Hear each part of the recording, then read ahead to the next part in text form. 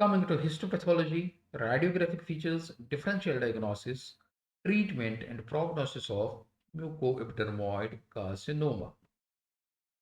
It's named as mucoepidermoid carcinoma based on characteristic microscopic features. Generally, mucous cells, intermediate cells, and epidermoid cells are seen. The number of these cells can vary from one grade of the tumor to other. Duct-like structures are seen sometimes, and cellular atypia may or may not be found. Mucous cells have clear mucus-containing cells. They are single, can be in clusters, or scattered. The shape varies. It can be round, cuboidal, columnar, or oval. The nuclei are small, peripheral, and compressed. So, generally, mucous cells are large in size. They have clear cytoplasm. The nucleus is compressed and small, and these are in form of clusters. The intermediate cells can be basal, oval, or cuboidal in shape. Generally, the cytoplasm is pale, but it can be basophilic also. Epidermoid cells have abundant eosinophilic cytoplasm. The cells are flat. Keratin pearl formation is rare and oncocytic metaplasia is seen occasionally. Grading is done based on following points. Number one, amount of cyst formation, cytological atypia, and number three, relative number of mucous, epidermoid, and intermediate cells. Low-grade mucoepidermoid carcinomas show prominent cyst formation, minimal cellular atypia, and there is dominance of mucous cells.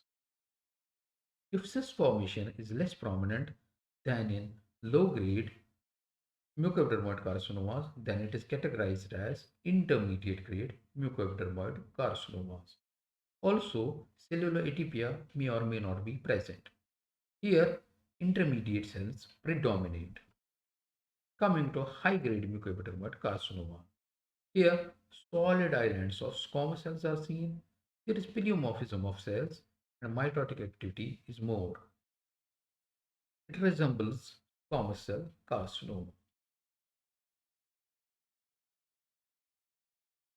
On ultrasound, a well circumscribed hypoechoic lesion with partial or complete cystic appearance is seen, and so it can be differentiated from normal parotid gland.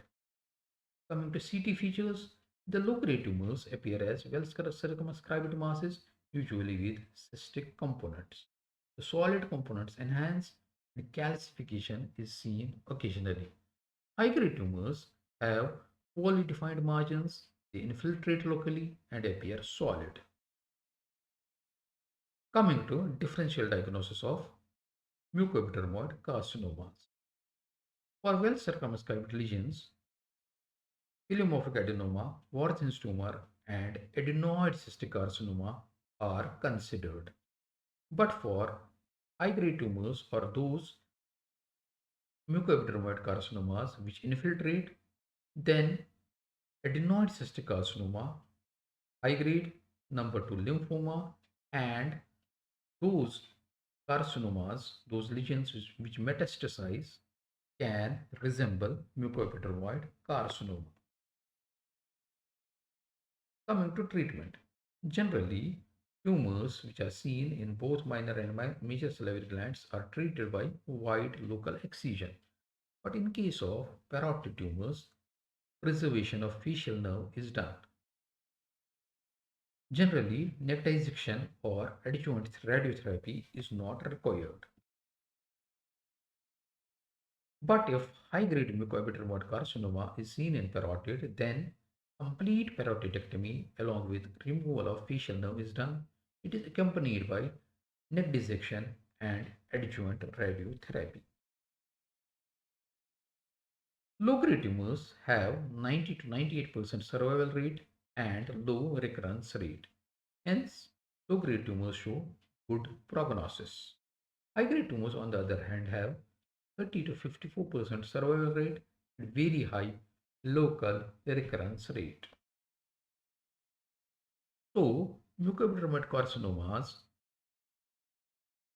can have perineural spread and careful and long-term follow-up is therefore required. To summarize, there is diversity in clinical features, behavior, age range, location, and histopathological variation. The variety in clinical presentation, behavior, and histological appearance have made these carcinomas challenging to stage and treat.